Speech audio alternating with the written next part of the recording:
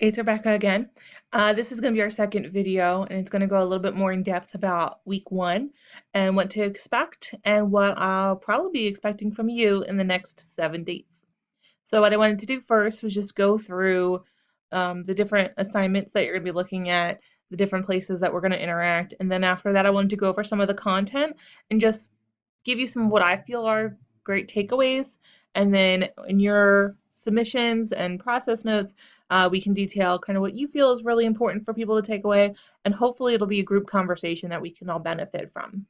So the first thing that I'm going to be expecting from you is, as I said in the last video, this availability poll. This availability poll is how I'm going to group you guys into your groups based on your availability, and I want to make sure I have that out to you as soon as possible so you can start coordinating with each other and making sure you have a plan in place to get through the week, because after this week it'll be much easier.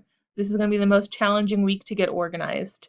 I can guarantee it, because it does seem like a lot of random floating out there things to do, but it's going to be very routine after a few weeks because it's going to be repetitive and it's going to be a very systemic type of procedure that we're going to be doing. So again, availability poll as soon as possible, please. And then you're going to want to go to your discussion. Your discussions, there's 2 this week. Typically there's only going to be 1, but this week there's 2. They're both going to be due by Thursday. So the first one is your icebreaker. This is going to be your main discussion post for the week. It's going to be a video. It can be a video like this is a video, which uses Screencast-O-Matic, which is what I'm using right now. In this tutorial, we'll walk you through that.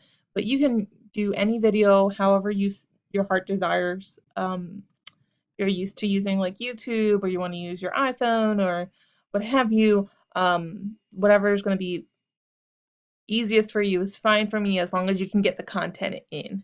And it's nice to see each other's faces, because you don't want to just be floating out there in ether as a name. I think it's important for us to be able to recognize each other as individuals. I've never much been a fan of my name, so, although faces, either way. I like the idea of seeing each other, so if you could do a video, that'd be awesome. So the things you want to include your name here, where you're from, although you don't have to be very specific. I know I told you guys I live 15 minutes out of Philly, but you don't even have to be that specific. I'd love to hear what your work experience is. It says how you feel about starting the online MSW program. I'd love to also hear what you're passionate about. I think our field is one that's full of passion, and I think that's fantastic. It's why I love it here. We all have the different factors that brought us here, and mostly it's not for money. So what brought you here? What made social work the thing you want to spend your life doing? Who are you really hoping to help with your service and your time? And how can we all work together is really what I want to take away from that. I also, as it relates to our content, I want you to think about your communication style. What is your communication style? Do you find you lead conversations? Do you find you tend to stand back in conversations? Are you abrupt and straightforward, or are you shy and withdrawn, or are you sarcastic? Are you innovative? Are you a problem solver? Or are you more of a listener? So anything you want to discuss is fine. Are you tangential? I'm tangential. I keep watching the minutes of these videos to make sure that I'm not rambling for you guys. So just take some time to consider how the way you express yourself is probably perceived by others. And when we start getting into the content from this week, it will make sense. But the reason being, I just kind of want you to think about how you benefit from that style, and how it might hold you back, because every style is going to have pros and cons to it. So just take some time to think about that and put it into your icebreaker. You don't have to get too in depth. Maybe just describe how you work in a group. So that's going to be your main icebreaker. What you're also going to have to do is respond to it by Sunday. So the Thursday deadline is for your icebreaker, and then respond to at least one roommate or classmate. You could tell it's housing accommodation season at my office. Um, Follow up with one classmate about their response or their icebreaker, and you just want to make sure that you are kind of getting more in depth. And I liked your video. Say what you have in common. Um, Talk about the content of their video and how it relates to you. So down here it has the deadlines. Hopefully that I was straightforward enough for that. But if you need any assistance as far as how to use these things, just let me know. All right, so the other one is going to be the class agreement. For the class agreement, I want you to put in anything that you feel like we should all take in consideration as far as working together as a team, especially online. Um, as a person who might not fit under the umbrella for every other traditional mindset, because I live in a slightly alternative lifestyle, I want to be very sensitive to everybody and where they're coming from, and I want to make sure that everybody feels comfortable and safe here. So what I want you to put into words is what you feel we can all consider to make you feel safe or make others feel safe. So I might not identify as trans, but since my partner does, I would say that we respect people's pronouns, their preferred name, and so on. Something like that, I think, is something that you would want to put into this section. All right. So those are going to be your 2 discussion prompts for today, or for this week, rather. You also have a paper due this week, which is due Sunday. It's your first process note. So if you go into it, you'll see exactly what they want you to comment on. There's going to be it's going to be really easy to section out each of your process notes because we're going to cover content, we're going to cover your dyads. When you start getting into your small group meetings, you can cover that as well. So you're going to be able to really break it down so it's pretty easy to fulfill the page requirements needed for these. If you have any questions about what they're asking or how you can best fulfill it, feel free to contact me. Just make sure that you're using APA as far as how you're citing. That's definitely something that we have to stay as close to as possible.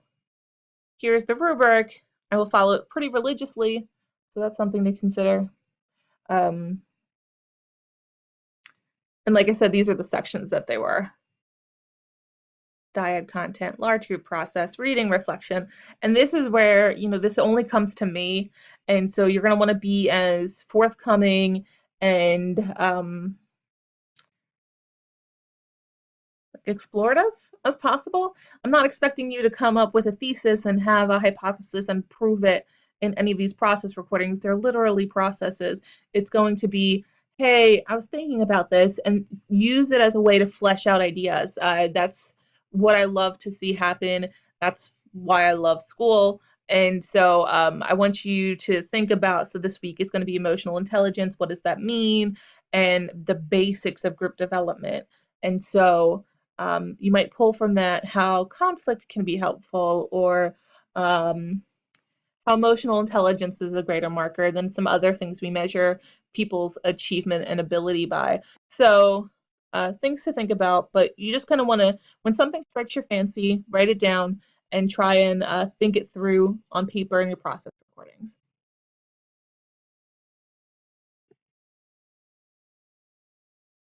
All right. There's an accreditation survey. If you could do that, that's great, but it's certainly not mandatory. And this is when you get your week. Okay, so back up.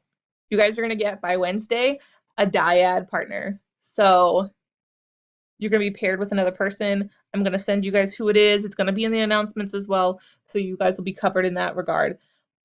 As soon as you get that meeting, you're going to want to connect with that person to talk about when you guys can get together, either on FaceTime or Skype or on the phone, and go through this exercise. All right. So the first one is going to be really just you figuring out each other's preferences as far as how you're going to meet and have a basic conversation. It seems like what we're hoping for is mainly the icebreaker conversation, but live. So talk about who you are, what brought you here to the social work program, why online was more beneficial for you than seated, and try and find some common ground.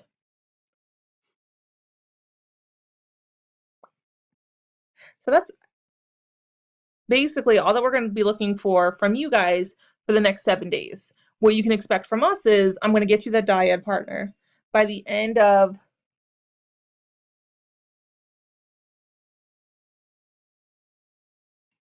Friday, I'll get you a group, and that group will be 5 to 6 people, and that'll be the group that you're working with through the semester. You're also going to expect feedback from me on your first post and your responses, so you can know if, based on the rubric, you're meeting the standards or expectations of the course. I just want to make sure you guys know exactly where you stand. I always hated the ambiguity sometimes of not getting feedback back. I know it's nice to know if you're doing well and if you need to change something. I'm certainly not the type of person who wouldn't let you know if something can be improved, or if you're doing a great job. So that's basically what's going to be expected for this week. I do want to go over the content really quickly and let you know some of the interesting things I pulled from the material. And so, like I said, these off-white ones aren't going to be on here, but your objectives, readings, and media.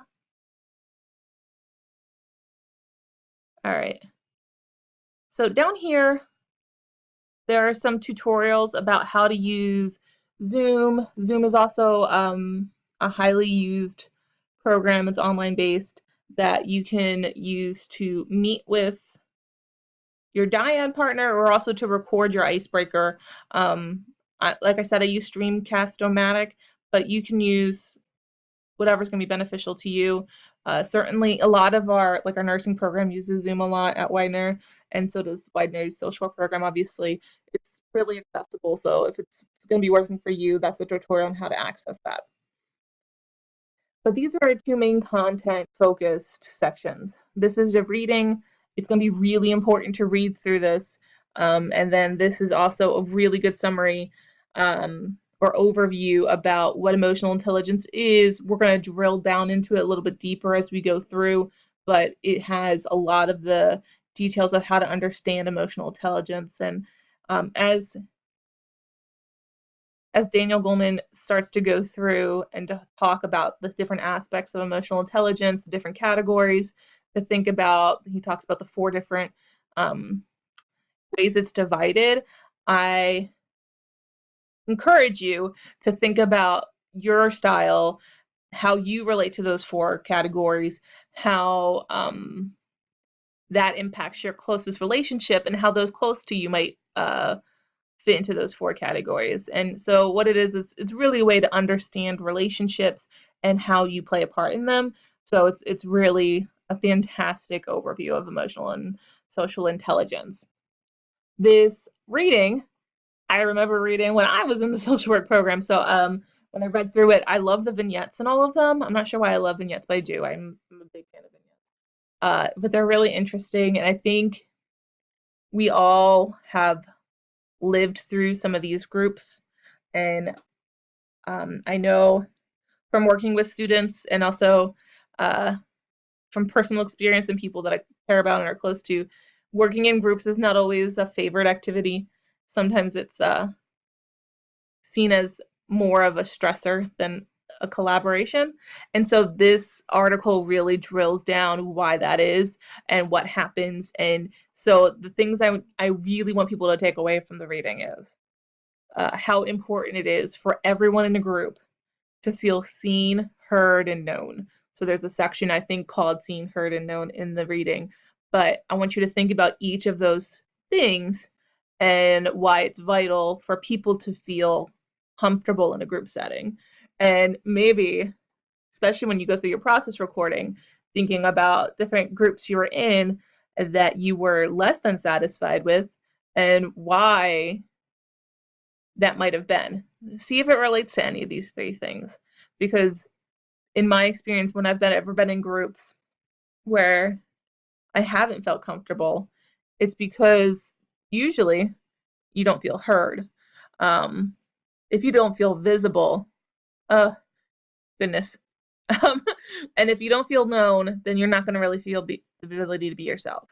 So it's really interesting how they go into those basic needs, so like Maslow's hierarchy of needs. It's just in a group, you really need to be able to feel comfortable with those that you're with.